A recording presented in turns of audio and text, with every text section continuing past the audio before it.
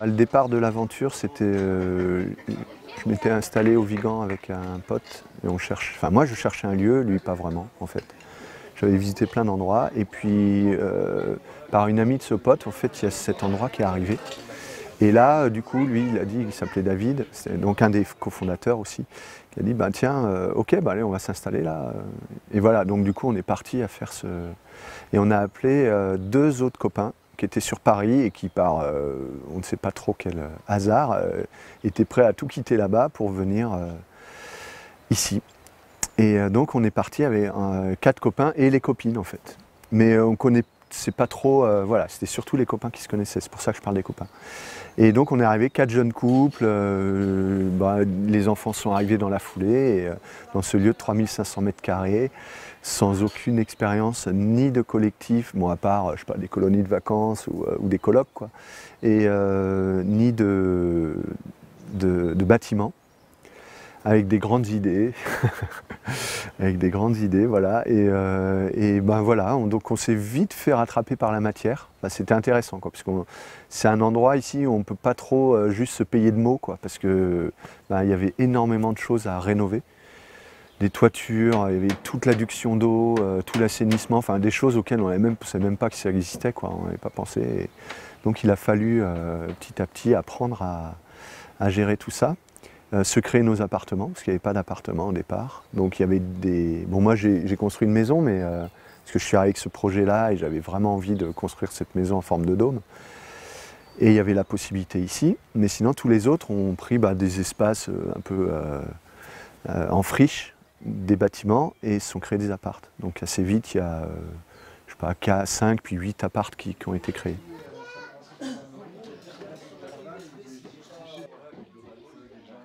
Le cœur du sujet pour arriver à faire des choses ensemble, et d'autant plus pour vivre ensemble, c'était vraiment de travailler sur la relation, la qualité relationnelle, donc le lien entre les personnes. Et pour ça, du coup, comment on gère nos conflits, nos tensions, c'est vraiment le cœur de ce qui nous permet de vivre ensemble. Je vais sonner, mais avant de commencer, on prendra le temps de parler des observateurs pour se caler. Donc, il y a Fred qui souhaitait venir en observation de ce cercle. C'est là exactement qu'ils avaient pensé récupérer l'eau pour ensuite faire une fontaine permanente. Donc venir dans un collectif, c'était motivé vraiment par le fait de une peur aussi de s'isoler et puis aussi envie de partager et d'apprendre parce que je suis toujours en quête d'apprentissage et ici ce qui m'a attiré c'était l'intelligence qu'il y avait autour du vivre ensemble. Voilà, comment est-ce qu'on gère l'émotion, on gère l'altérité en fait en général tout simplement. Et c'est toujours ce qui me fait rester. Petit à petit, le collectif s'est mis en route. Et il a fallu peut-être 3 à 4 ans avant qu'on arrive sur la notion de raison d'être, sur vraiment une gouvernance commune, etc. Et là, on a commencé à se passionner là-dessus, quoi. Parce que comme on s'était bien cassé les dents quand même sur, même on avait beau être potes, on n'avait pas du tout la même vision. D'ailleurs, il y a quand même 2 des 4 familles qui sont parties, parce qu'on n'avait pas du tout la même vision de ce qu'on voulait faire ici et surtout comment on voulait y arriver. Donc il a fallu le temps de prendre acte de ça et il y a eu quand même pas mal de conflits, on va dire. Et donc là, on s'est passionné pour tout ce qui est comment on gère l'humain dans un collectif. Voilà, comment on prend des décisions qui paraissent justes, qui font que chacun s'y retrouve, et comment on gère les conflits. Donc là, il y a eu un gros tournant, quoi. Et on s'est plus spécialisé là-dessus. Donc depuis, on a fait beaucoup plus ça et beaucoup moins de la construction, même si on a continué à développer l'accueil, les gîtes, et puis voilà, le lieu, quoi, parce que c'est vrai qu'il a quand même été beaucoup transformé et il continue à être beaucoup transformé. Je vivais à Marseille et ça faisait un moment que je voulais aller vivre plus à la campagne. Mais j'avais peur de perdre la vie culturelle, artistique et tout. Mais en fait ici il y a tout, je retrouve tout. Je me suis pas mal formé sur les organisations, les gouvernances holacratiques, les gouvernances partagées, etc. Et du coup, c'est assez rare aussi de trouver un groupe qui ne s'est pas contenté de prendre un modèle pour chercher à l'appliquer. Au départ, le lieu n'était pas à vendre en fait. C'était un lieu qui était en friche depuis 10 ans. Et il y avait eu différents projets qui avaient essayé de s'installer. C'était géré, ça appartenait au département, c'était géré par la communauté de communes. Et ils avaient envie d'un projet d'utilité publique dessus. Mais en fait, il n'y avait pas les sous. Les institutions n'étaient pas prêtes à mettre les sous derrière. Et les projets comme ça, il faut des sous. Donc il y a différents projets qui avaient essayé de se monter, qui avaient capoté pour des raisons de non-financement. Et nous, on est arrivé là-dessus, ils étaient bloqués avec ça, quoi. C'est vraiment une épine dans le pied. D'autant que c'est un lieu qui avait une grande valeur sentimentale pour, j'ai envie de dire, toute la vallée, et même au-delà, le Vigan, tout ça. Beaucoup de gens y avaient travaillé, enfin, c'était vraiment un lieu... beaucoup de gens connaissent l'aérium dans le coin. Beaucoup de gens y avaient travaillé, étaient venus en colonie de vacances plus jeunes, ou avaient des parents qui avaient travaillé, etc. Voilà, donc nous on est arrivé avec un projet privé, mais en disant bah voilà, on va tout rénover, on va créer des emplois. Et donc c'est pas directement un intérêt général, mais bon bah finalement ça va avoir une utilité, quoi.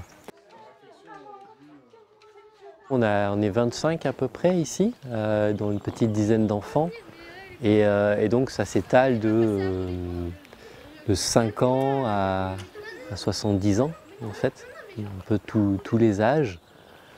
Qui sont présents sur ce lieu, et du coup pour moi c'est ça aussi qui fait partie de la richesse en fait, c'est-à-dire qu'au quotidien on peut interagir avec des personnes de tous les âges, avec de milieux différents, des ingénieurs, des artistes, des créateurs, des techniciens, des concepteurs, voilà. Du coup c'est une diversité aussi pour moi qui est intéressante, en sachant que du coup ben, voilà, il y a un certain nombre de personnes qui œuvrent, qui travaillent à l'extérieur aussi.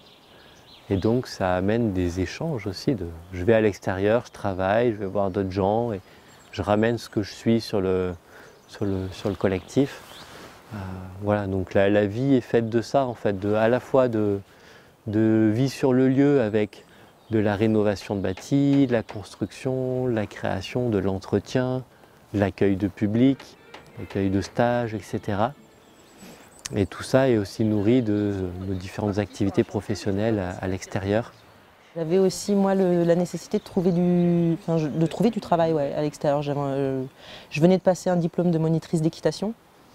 Et donc voilà, donc j'ai trouvé un club à 20 minutes d'ici.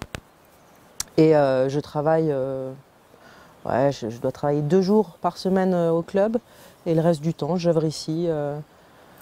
Ouais, au final, je travaille bien plus ici qu'à l'extérieur. Il y a 2 enfants qui sont scolarisés, mais tous les autres ici sont en instruction en famille. Et donc ils bénéficient justement de cette activité riche sur le lieu. Ils peuvent aller voir les uns les autres, voir ce qui se passe, ce qui est créé de manière originale. Et puis du coup, c'est relié aussi à une organisation collective, le fait que des parents se relayent pour proposer des ateliers sur différents thèmes. Voilà, il y a aussi, selon les familles, il y a des temps qui sont réservés. Certains ont une régularité de dire, ben voilà, tous les matins on reste en famille, on fait du travail scolaire, on fait des choses. Voilà, chacun a son organisation personnelle. Mais voilà, à la fois ces espaces privés, puisque du coup chacun a son logement ici, et à la fois pouvoir aller dans la vie du collectif et bénéficier de ces interactions. D'un côté, ben, on va continuer à accueillir des familles sur les années à venir, peut-être même les 10 ans à venir. Donc c'est chouette qu'il y ait ce flux.